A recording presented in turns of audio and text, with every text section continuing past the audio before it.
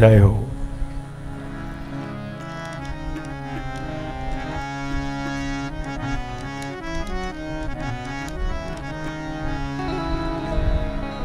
આવો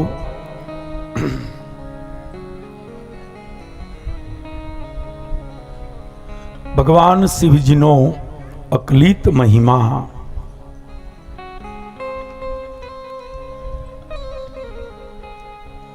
આમ તો શિવજીનો મહિમા અનંત છે, કોઈ વર્ણવી ન શકે. થોડો પ્રયાસ વ્યાસજીએ કર્યો છે, 100% 1%. શિવપુરાણમાં પણ ક્યાં બધું કહી શક્યા છે. અનંત ઈશ્વરનો અનંત મહિમા છે.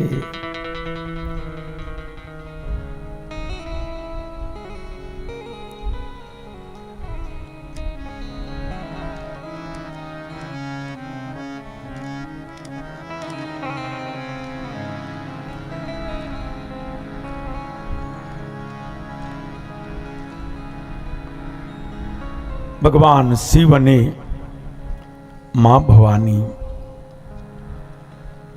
પાર્વતી વેદ વિધિથી એના લગ્ન થયા, એનું મંગલ દાંપત્ય વર્ણવ્યું છે.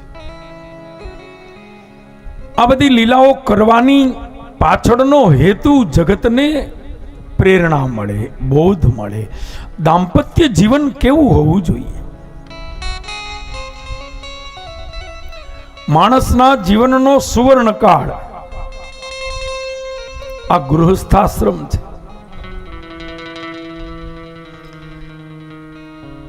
આપણા ઋષિઓએ મનુષ્ય જીવનના 4 વિભાગ પાડ્યા છે.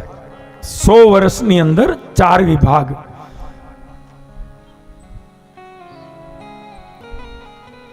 પહેલો બ્રહ્મચર્યાશ્રમ, બીજો ગૃહસ્થાશ્રમ, ત્રીજો વાનપ્રસ્થાશ્રમ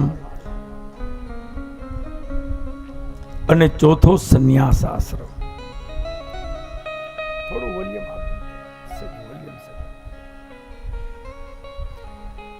જો માણસ વિવેકથી જીવન જીવે, શાસ્ત્રો પુરાણો અનુસાર, તો એને કંઈ વિશેષ કરવાની જરૂર નથી. એક જ જીવનમાં 4 આશ્રમો જીવાશે. સાધુ થવાની જરૂર નથી. મારા પૂજ્ય પિતાશ્રી શંકર મહારાજશ્રી તો કહેતા કથાઓમાં, એ કે સાધુ થવાની જરૂર નથી, સીધો થા. કાયમ કહેતા, સાધુ થવાની જરૂર નથી, સીધો થા. કારણ સાધુ થયા પછી અભિમાન આવી જાય. ત્યાગનું પણ અભિમાન છે, ભક્તિનું પણ અભિમાન છે.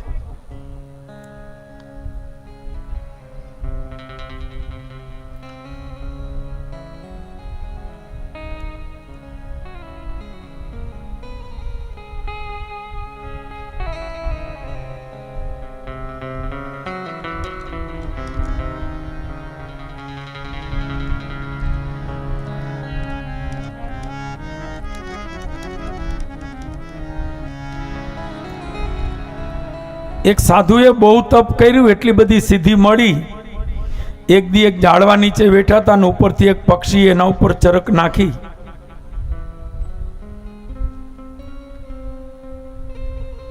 કબૂતર ને કબૂતરી ચરક નાખી. મહારાજનો મગજ ગયો, આમ કરીને કહ્યું ભસ્મ થઈ જા. ત્યાં તો બે બળીને રાખ થઈ ગયા. સિદ્ધિ હતી. મારા ઉપર ચરક નાખી, હું કોણ? સાધુપણાનું, સિદ્ધિનું અભિમાન આવ્યું. અભિમાન દરેક વસ્તુનું પતન કરનાર છે.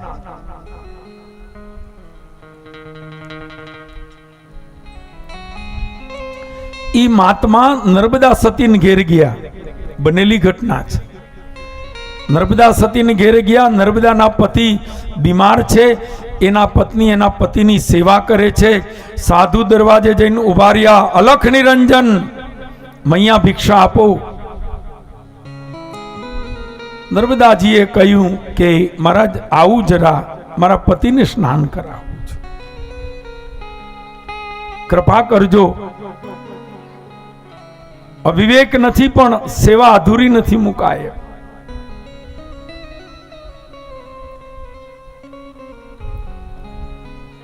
સાધુએ કહ્યું કે મારી પાસે એવો ટાઈમ નથી, ખબર છે હું કોણ? આમ આંગળી ચીંધી ત્યાં ઓલા પક્ષીને બાળી નાખ્યા. મનમાં કહે છે હું સિદ્ધ છું, તમે મને ઓળખતા નથી. નર્મદાએ કીધું ઓળખું છું, તમે જંગલમાં હમણાં જે પરાક્રમ કર્યું ને. સાધુને નવાઈ લાગી, આને કેમ ખબર પડી?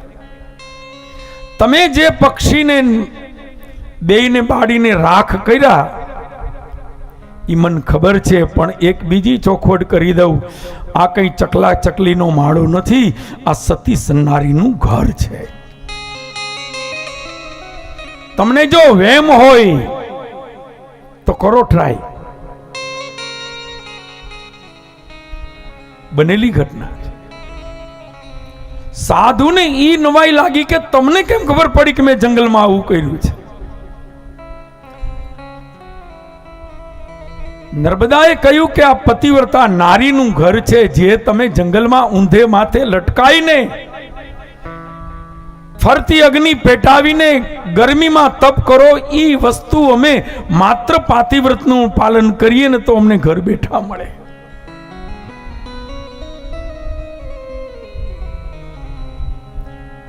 પતિવ્રતા જે ધારે તે પામી શકે એવો પતિવ્રતાના વ્રતનો મહિમા છે. રામાયણમાં એમ કહ્યું કે સ્ત્રીઓએ કંઈ કરવાની જરૂર નથી. નિખાલસ બનીને પતિવ્રતાના વ્રતનું પાલન કરે તો એને કંઈ ભજન કરવાની, યોગ કરવાની, સાધના, દાન પુણ્ય કંઈ જરૂર નથી.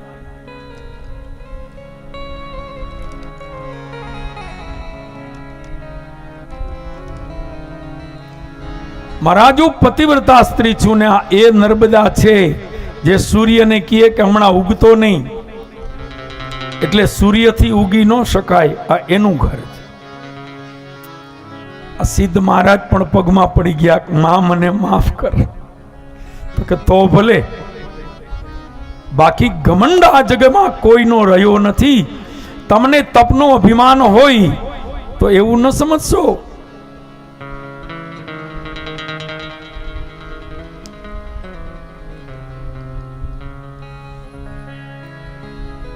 ચાર આશ્રમ છે જીવનના.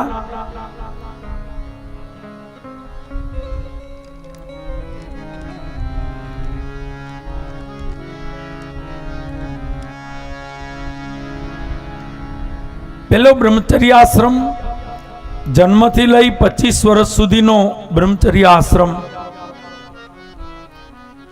જન્મથી 12 વર્ષ બાલ્યવસ્થા છે, 12 થી બીજા 12 વર્ષ જિંદગીમાં કંઈક ભરાવવાના છે. ઘડો ખાલી હોય ને એને ભરવાનું, એ ભણવાનું, શીખવાનું.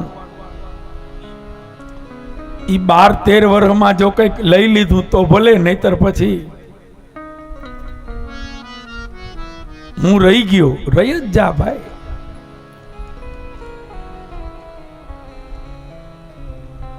પચીસ વર્ષે એકડિયા ભણવા બેસે, એકડે એક, કેવું લાગે? દરેક કાર્યની એક ઉંમર છે. ધ્યાન દેજો સૂત્રમાં, દરેક કાર્યનો એક સમય છે અને દરેક સમયનું એક કામ છે. સમજો સૂત્રને બરાબર. દરેક કાર્યનો એક સમય છે અને દરેક સમયનું એક કામ છે. દરેક વસ્તુ એના સમયે જ સારી લાગે. સમય વયો જશે પછી એ સારું નહીં લાગે.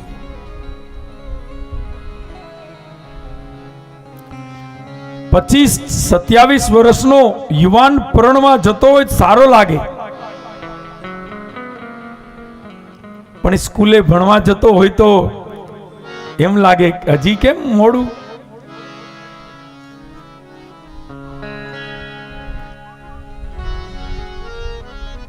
દરેક વસ્તુનો સમય છે. એક જાન જતી હતી,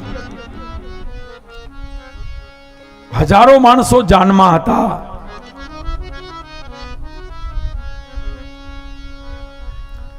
બેન્ડ વાજા હતા, બેનો ગીતો ગાતા હતા, બધું સરસ હતું. પણ એક તકલીફ હતી કે વરરાજો 60 વર્ષનો હતો.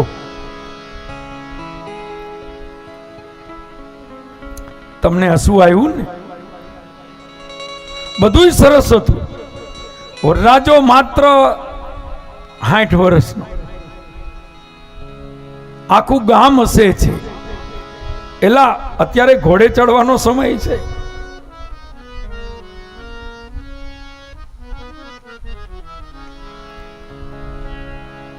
દરેક વસ્તુ એના સમયે જ સારી લાગશે. જાન જાડી ન હોય, ઝીણી હાલે, પણ ઉંમરમાં હોય તો. ઉંમર વિનાની જાડી હોય તો એ શું કામ? એનો કોઈ અર્થ નથી.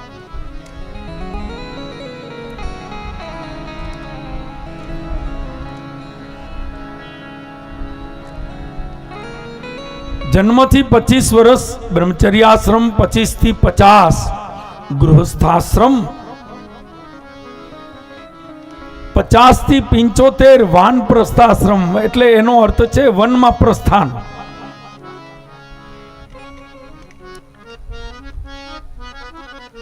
ભાઈ આ જેનો બાબો છે ને લઈ લ્યો.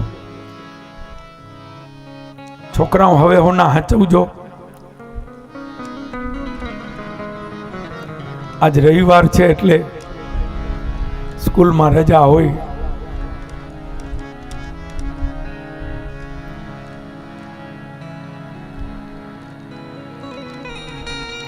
છોકરાઓને રમવું હોય ને આપણે કથામાં એકાગ્ર થવું હોય.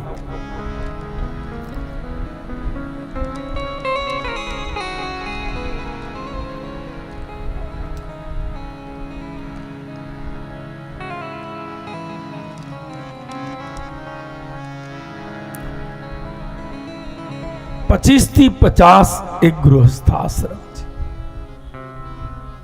50 પછી તમારે વનમાં નહીં જવું હોય તો પણ સમય તમને વનમાં લઈ જશે.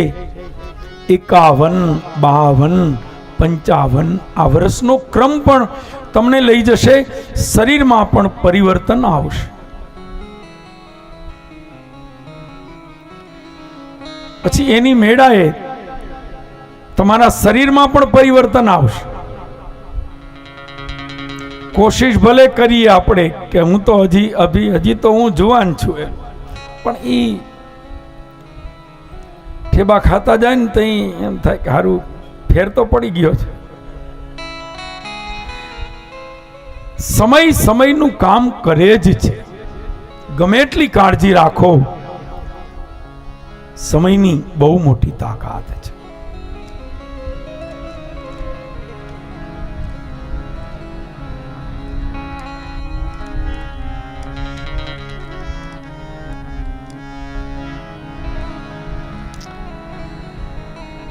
તો માણસના જીવનમાં 4 આશ્રમો આવી જાય છે. કઈ રીતે જીવન જીવવું એની પ્રેરણા શંકર પાર્વતીએ બતાવી છે.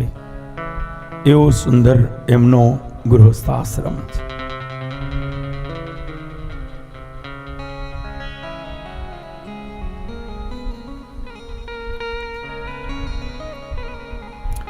જો જીવતા આવડે તો અહીંયા જ સ્વર્ગ છે, અહીંયા જ વૈકુંઠ છે. રામાયણકારે લખ્યું કે જગત માતુ પિતુ શંભુ ભવાન.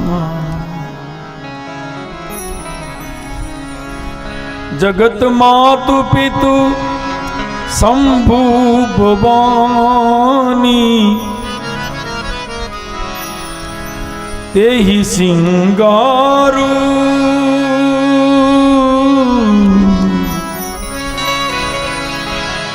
ન કહે બખાની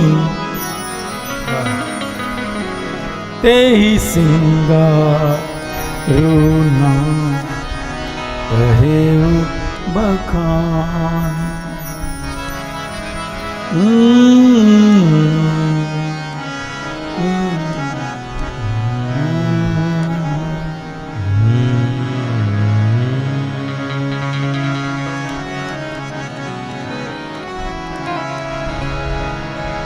जगत मातु पितु शंभु भवान। जगत मातु पितु शंभु भवानी। तुलसीदास जी नो विवेक जो ते ही श्रृंगारू न कहेવું બખાની। મા બાપના શ્રृंगारનું વર્ણન દીકરાથી કરાય નહીં। શું મર્યાદા છે। જગત માતુ પિતુ શંભુ ભવાની તે ही શ્રृंगारू ન કહેવું બખાની, એટલે એનું બીજું વર્ણન નથી કરતો, કારણ કે એ જગતની માં છે, જગતનો પિતા છે।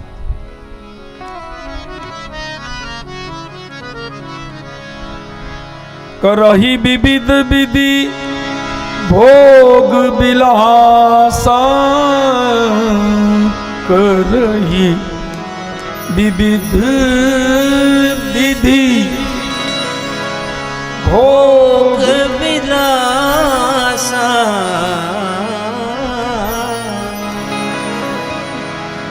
गण समेत बस ही कैलासा, गण समेत बस ही कैलासा,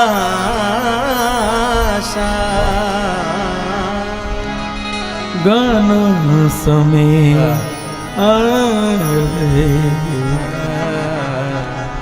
बस ही कैलासा, गान ही समेत बस ही कैलासा।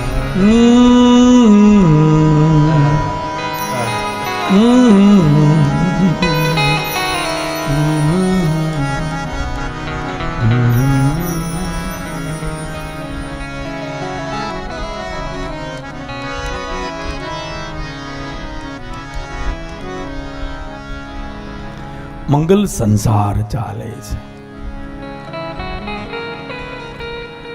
અનેક વર્ષો વીત્યા છે અને પછી તો સમય જતા દેવતાઓએ સ્તુતિ કરી કે મહારાજ,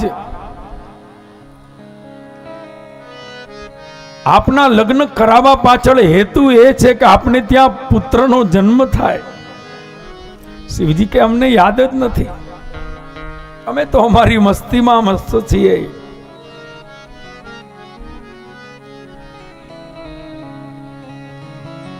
આ કોઈ સામાન્ય સ્ત્રી પુરુષની કથા નથી, લૌકિક વિચારો કે લૌકિક વ્યવહાર થી જે પર છે।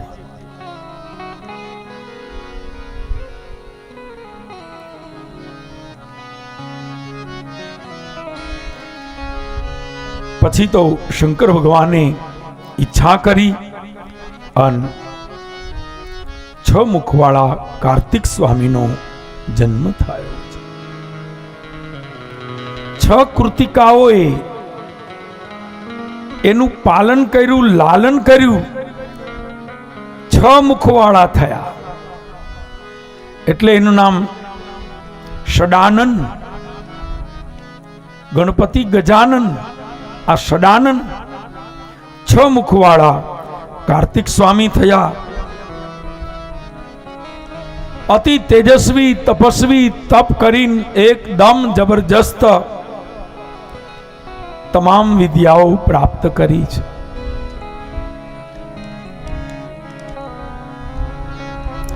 અને પછી તો વેદાધ્યન કરી બધી વિદ્યાઓ પ્રાપ્ત કરી સંપન્ન થયા। કૈલાસમાં જય જયકાર થયો। દરેક દેવતાઓએ કાર્તિક સ્વામીનું સન્માન કર્યું છે, વિવિધ ભેટો અર્પણ કરી છે। કાર્તિક સ્વામી તારકાસુર સામે લડવા ગયા છે।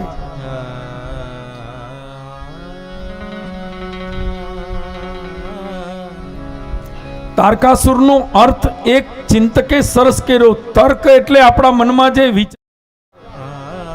સતત વિચારો ચાલતા હોય, તર્ક કુતર્ક વિચારો સારાય આવે ને ખરાબે આવે. વિચારો સારા પણ આવે, ખરાબ પણ આવે.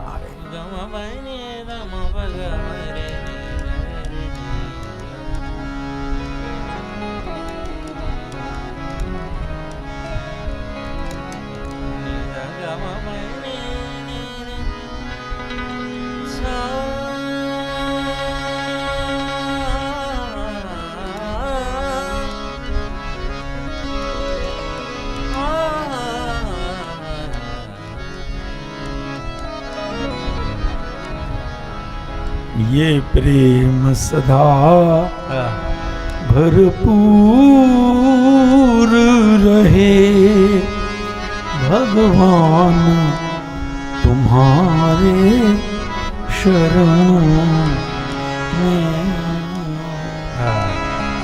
ये प्रेम सदा भरपूर रहे किरतार तुम्हारे शरण में.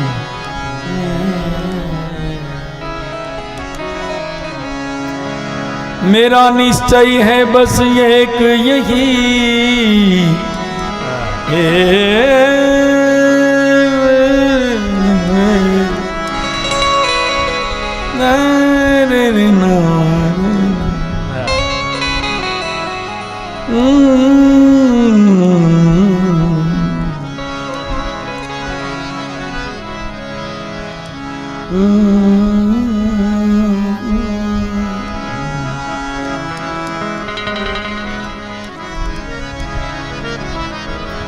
निश्चय है बस एक यही एक बार तुम्हें पा जाऊं मैं और अर्पण कर दूं दुनिया भर का सब प्यार तुम्हारे शरणों में.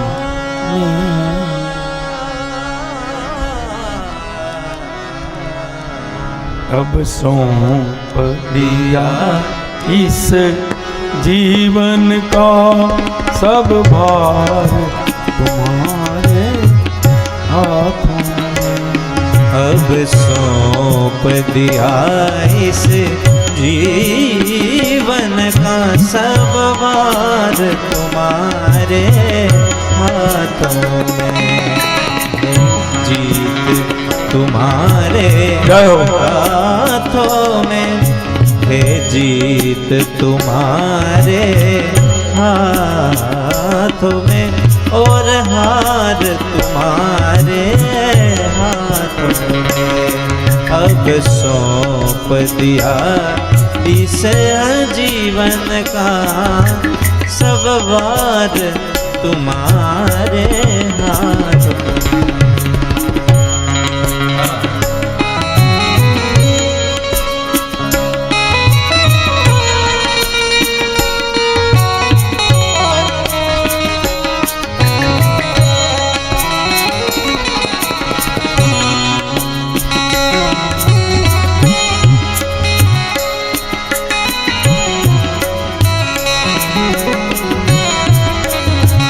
जय हो.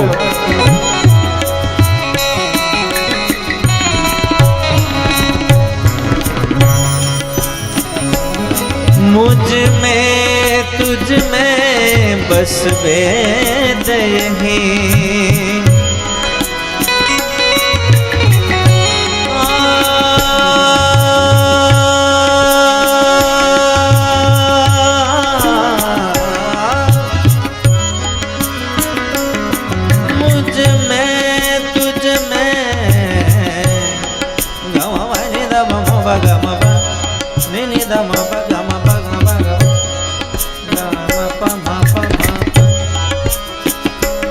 मुझ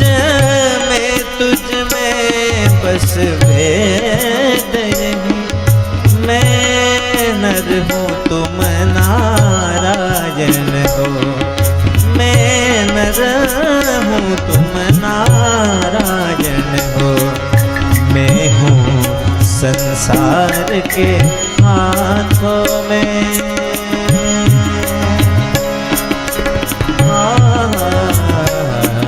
मैं हूँ संसार के हाथों में। संसार तुम्हारे हाथों में। अब सौंप दिया इस जीवन का, इस जीवन का सब भार तुम्हारे हाथों में है। जीत तुम्हारे हाथों में है। जीत तुम्हारे हाथों में और हार तुम्हारे हाथों में। अब सौंप दिया इस जीवन का सब भार तुम्हारे हाथों में।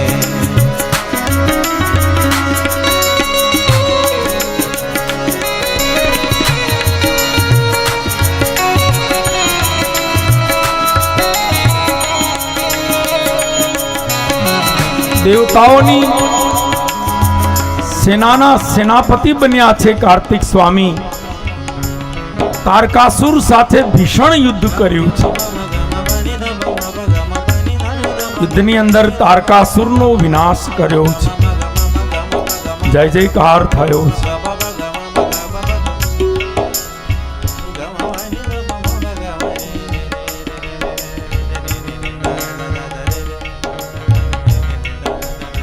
અતિ સુંદર કથા બતાવી છે. આગળ ગણપતિ મહારાજના પ્રાગટ્યની કથા વર્ણવી છે. બોલીએ ગજાનન ગણપતિ મહારાજ કી જય.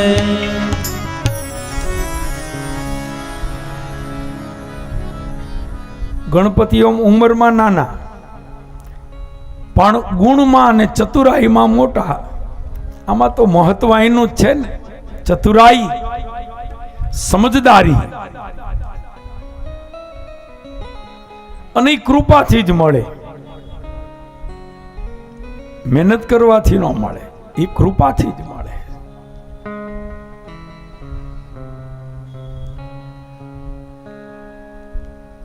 ગણપતિ મહારાજના પ્રાગટ્યની કથા વર્ણવી છે.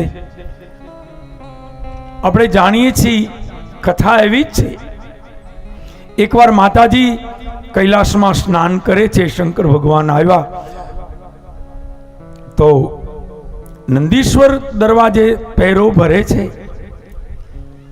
કહ્યું મહારાજ માતાજી અંદર સ્નાન કરે છે, અંદર જવાની ના પાડી છે. શિવજીએ કહ્યું કે બીજાને ના હોય, મને ના હોય. હું તો મહારાજ તમને ના છે, ઘરવાળા ભલી રહ્યા, પણ આ કોઈ સામાન્ય ઘરવાળા, મને ખબર છે તમે આ સામાન્ય છો, તમે દિવ્ય તત્વ છો, પણ માની આજ્ઞા છે મહારાજ જવાની ના પાડી છે. મહાપુરુષોના બધા ચરિત્રો અલૌકિક હોય છે.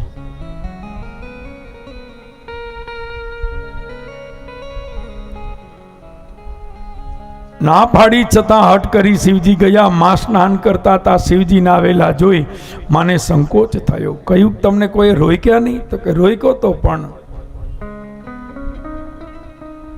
નો માયનો, મારો કૈલાસ. મહારાજ ભલે તમે મારા સ્વામી છો, પતિ છો, પણ ન મજા આવ્યો. આવી રીતે તમારે હવાય નહીં.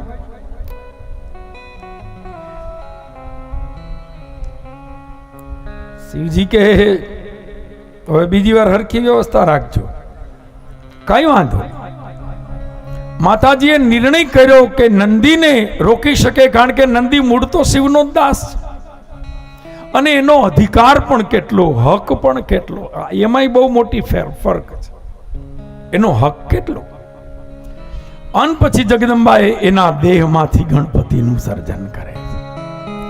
શિવ તપમાં ગયા હતા, પાછળથી માતાજીએ એના દેહની અંદરથી વર્ણન આવે છે ને કે મેલ ઉતાર્યો, એ મેલમાંથી. આ તો પ્રતિકાત્મક છે ભાઈ. માતાજીના શરીરમાં મેલ ક્યાંથી હોય?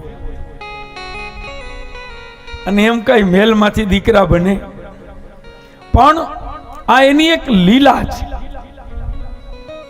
એને મનોરથ કર્યો, મારે એવો એક દીકરો જોઈએ કે દુનિયાના તમામ દેવતાઓ જેની પાસે ઝાંખા પડે.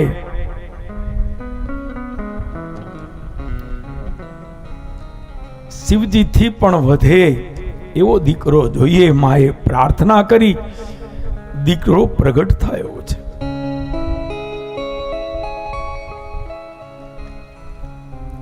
5-6 વર્ષની ઉંમરનો બાળક, 5 થી 6 વર્ષની જ એની ઉંમર છે. ગણપતિ આજે એવડા જ છે.